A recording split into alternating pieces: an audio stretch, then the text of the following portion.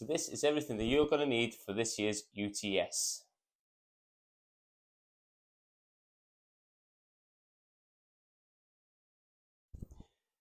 I'm Nathan from Crib Goch, and this video is to go through everything that you're going to need from the kit list of all 4 races for this year's UTS.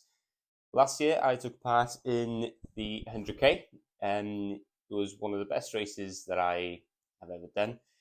To be fair, the weather was really good. It was quite warm, and yeah, really enjoyable.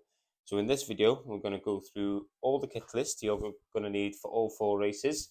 We've got all the listings here just to make sure that we don't miss anything, and it has changed just a little bit from last year. So we're going to go through all that, and I'm going to demonstrate everything that I used from last year's 100k.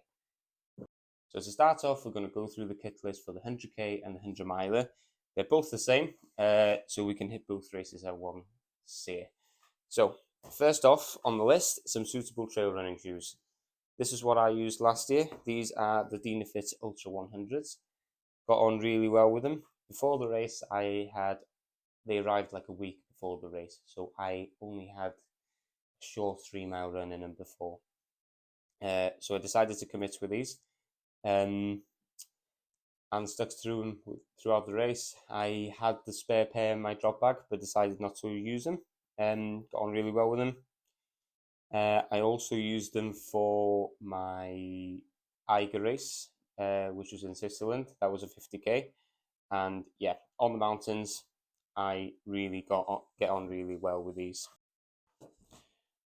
As I mentioned earlier, it was a really warm day, so I started off with some shorts and t-shirts, which most of you will. First off on the kit list is a waterproof jacket. This is what I had in my bag last year. This is the Dynafit Alpine Gore-Tex jacket. Again, something that I have got on really well with. Haven't had any issues with it. It breathes really well with these pocket holes here. The one little feature that you get with this one compared to any other jackets that I've seen on the market is that you have this one big zip on the back.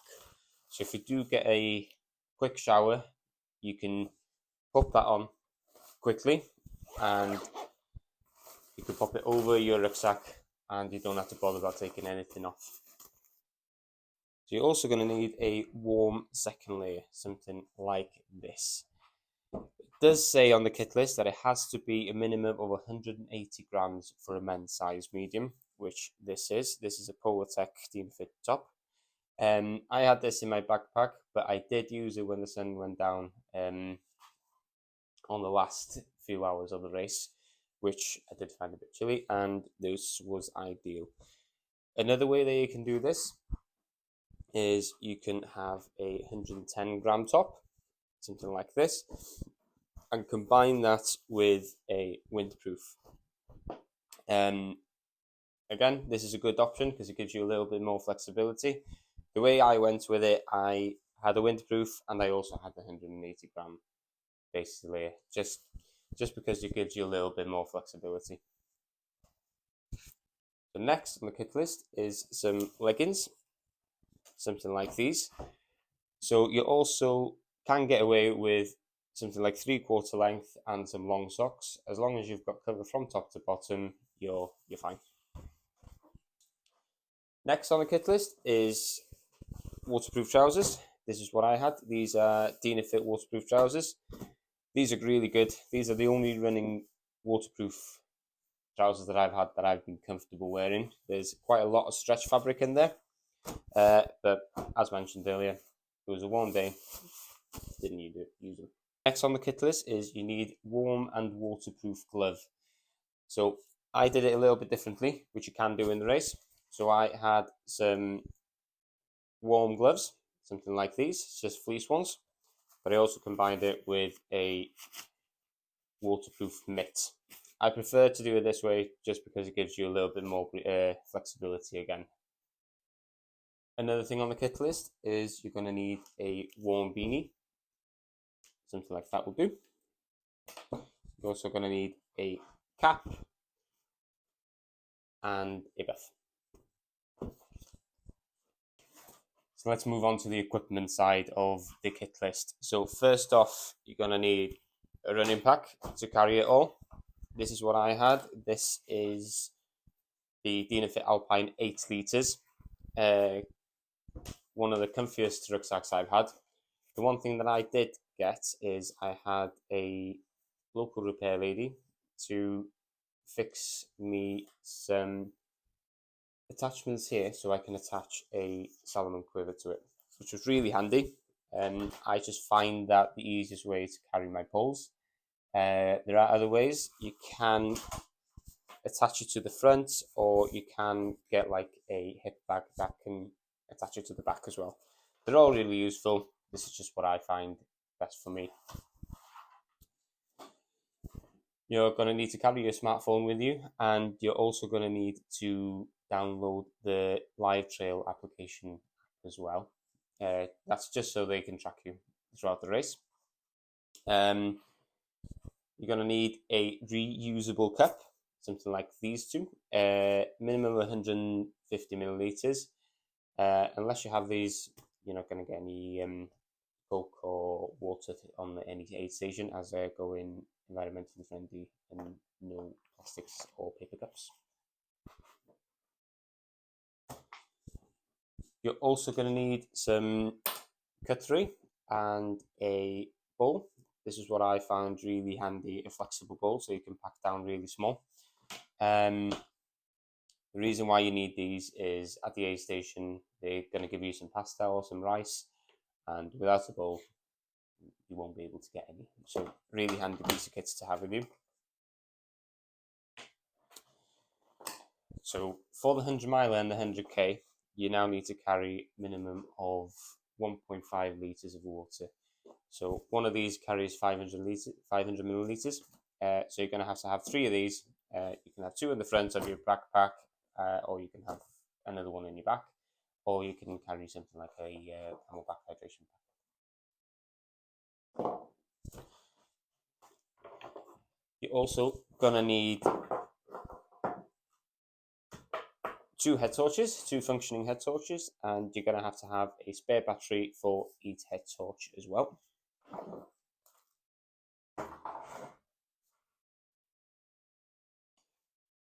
So this year, you're going to have a survival bag. A blanket won't do, you must have a bag.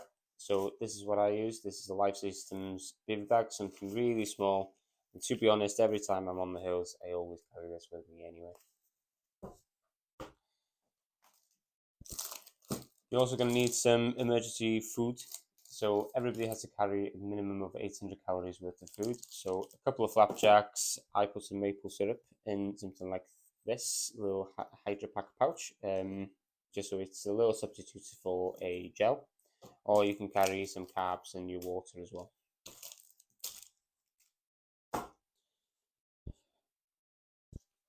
You're also going to need a self-adhesive elasticated bandage, something like this. These are quite easy to get off Amazon. So it must be 6 centimeters by 100 centimeters in length. Also going to need a whistle. To be honest, most rucksacks now have a whistle attached to it as well, but if you don't, something like that would do. You're also going to need a compass. Everybody has to carry a compass this year, and you must be able to use it as well. You're also going to need to carry some identification, something like your passport or driving license, and a map. So the map will be given to you on registration as well. So there's also a hot weather and a cold weather kit. This is just alternations, just in case the weather is a little bit on the extreme side. So for hot weather kit, you're going to have sunglasses, Saharan hats, sunscreen, and you have to carry an extra half a litre of water, which would be 2 litres in total. So with the Saharan cap, the one thing you can do is you can wear your normal baseball cap, have some clips and stick them to the back and have your breath hang back. That would be enough. It's just something to cover the back of your neck. And for the cold weather kit, you need protective eyewear, a 3rd warm layer, and some sturdy trail running shoes as well. That has a closed toe at the front. So that was everything that you need for the 100 mile and the 100k. Now we'll go through everything that you're going to need for the 50k race. So for the 50k, you're going to need some trail running shoes, waterproof jacket, some leggings, waterproof over trousers, some hats, and some gloves. As for equipment, it's very similar again. So you're going to need a rucksack, a foldable cap. This time you're only going to need 2 of these, so you only need to carry a litre worth of water. You're only going to need 1 head torch with a spare battery, an emergency bivvy. Again, you're going to have 800 calories worth of food, a self-adhesive bandage, a whistle, map and compass, and some ID with you as well. Again, the 50k also has a hot weather and cold weather kit. For the hot weather, it's the same again. You're going to need sunglasses, a Sahara cap, sunscreen, and again, you're going to need to have 2 litres worth of water with you. For the cold weather kit, you're going to need your 2nd and 3rd layer kits. So it's very similar to the 100k and the 100 miler kit list then. Moving on to the 25k. So the kit list here is again a little bit scaled down. So you're going to need trail running shoes and a waterproof jacket. And that is it for your clothing and footwear. For your equipment, you're going to need to carry 1 of these, so about 500 millilitres of water. You're also going to have a bivy bag.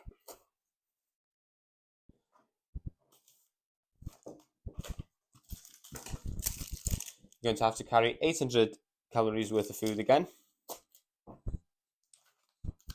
a whistle, and some identification. So the 25k also have a hot and cold weather kit. So for the hot weather kit, you're going to need some sunglasses, a Saharan cap, and a minimum of 1 litre worth of water. And for the cold weather kit, you're going to need a 2nd warm layer, long-legged trousers, warm and waterproof gloves, and a beanie. So there are some additions that you can carry with you for all 4 races. These are some of the additional things that I carried with me for last year's 100k race. So first off, I carried some poles with me. These are Mountain King Trailblazer, and these are one of the lightest running poles on the market. They have a very simple mechanism where you just cinch the top and it comes into place. And these were a lifesaver throughout the race, helped me with my uphills and saved me quite a bit of energy. Another item I took with me as well is a personal first aid kit. And within this, I did carry some scissors with me. That's also where I put my self-adhesive bandage. I carried some blister packs with me as well. I had some anti-chafing stuff, which if you're doing bigger distances, it's highly recommended. I also carry some steri strips with me as well, just in case I get a little tumble. Most of the paths are quite rocky, so it's easy to have quite a bad gash. At least then you can fix it quite quickly. Another item that I had was a 6 litre dry bag, and I could almost fit everything into this. So everything that I was less likely to use was in this, rolled back, get all the air out, and then I can fit it into the back of my backpack. So this makes sure that everything is dry, neat, and out of the way.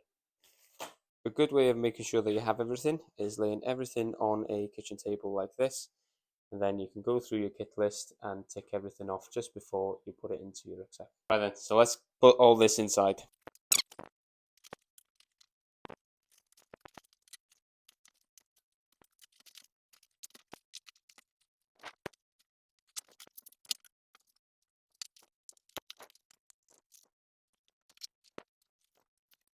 So that is now everything inside my rucksack, ready for my race.